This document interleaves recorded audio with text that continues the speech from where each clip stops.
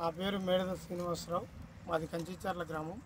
కంచిచర్ల గ్రామం టౌన్ తెలుగుదేశం ప్రధాన కార్యదర్శి మాట్లాడుతున్నాను.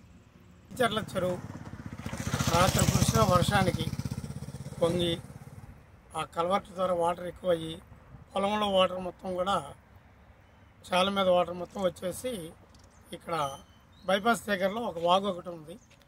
ఆ వాగు ఉదయం 8 గంటల దగ్గర నుంచి ఉధృతంగా పెరగటం వల్ల కంచిచర్ల నుంచి బత్తనపాడు వెళ్ళే కుర్రాడు ఆ నీళ్లు మయంతో ఉన్న వాగులో అర్థం కాక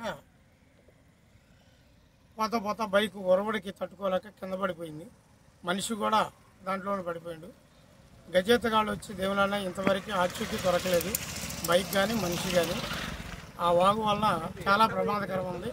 ప్రతి ఒక్క సంవత్సరం ఇదే పరిస్థితి అవుతుంది. దాన్ని పెద్దల దృష్టిలో తీసుకెళ్ళి కొద్దిగా దాన్ని కలవర్టు కట్టించవలసిందిగా విన్నపం చేసుకున్నాం.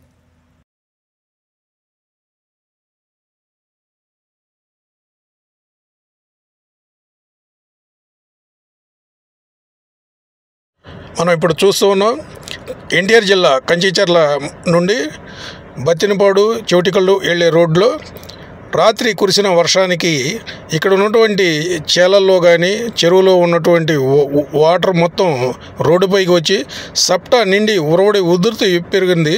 దీని కారణంగా స్థానిక కంచిచర్ల రైతు బజారులో పనిచేసే అటువంటి యువకుడు కామా శ్రీనివాసరావు అనేటువంటి వ్యక్తి ఈ ఉరవడి ధాటికి తట్టుకోలేక అతని ద్విచక్ర వాహనంతో పాటుగా కొట్టుకొని పోయారు.